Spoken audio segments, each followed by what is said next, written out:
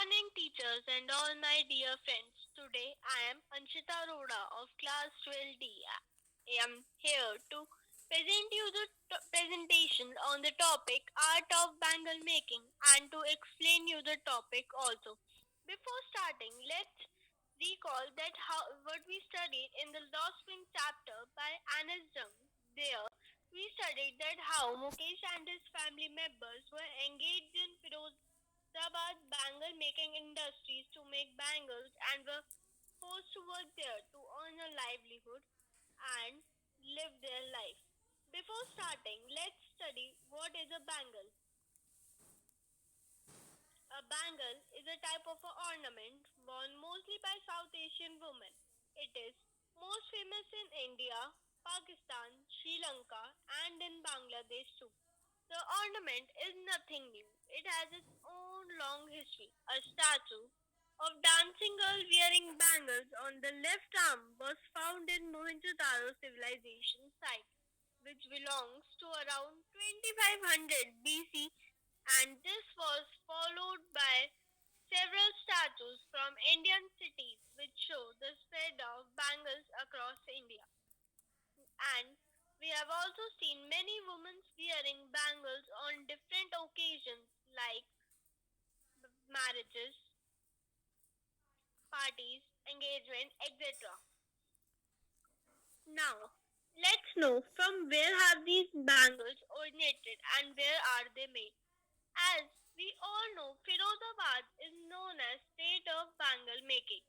The glass industries in the Firozabad is been able to provide indigenous as well as international demand by producing various kind of product. In Firozabad, entire community is engaged in glass manufacture. It is one of a kind of a cluster producing bangles and catering to the growing demands and requirements in India. There are approximately 150 bangle making in the city. The manufacturing of glass bangle is different in technique as it requires highly skilled labor work and mixing with materials like sand, ash, lime and melting it in a furnace with temperature around 1350 degrees Celsius. Now, let's study and see how these Firozabad bangles are seen.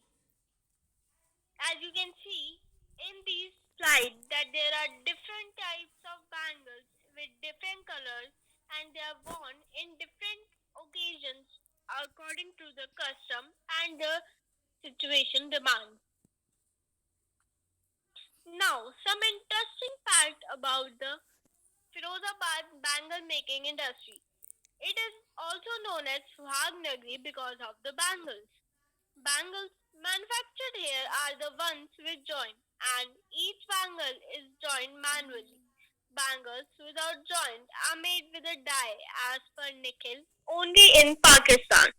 Before it became a city, this area was dominated by Dacoits.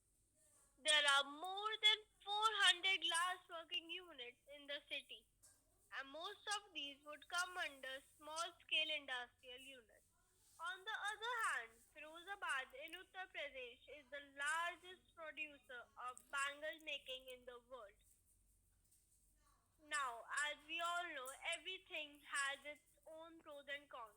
Now, there are some problems faced by the workers working in the industries like small huts, dark, no light, and very poor ventilation, high temperature, full of smoke lanes of the shady town, sink of garbage, holes of disintegrating water, unsteady doors, no windows, very narrow lane overcrowded with humans and animals. And we have also studied in the Lost Spring chapter that how Mukesh and his family members were forced to work there because of the debt they used to take from the Saukar and they were exploited by them also. And he and his small sister also were forced to work there. Thousands of adults and nearly around 20,000 children worked there, risking their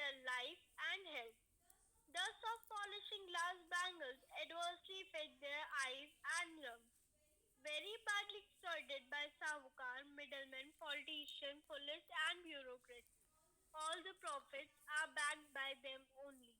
Workers are not allowed to form guilds or worker unions and are beaten and exploited. They are compelled and led to substandard, unhealthy, and deprived life.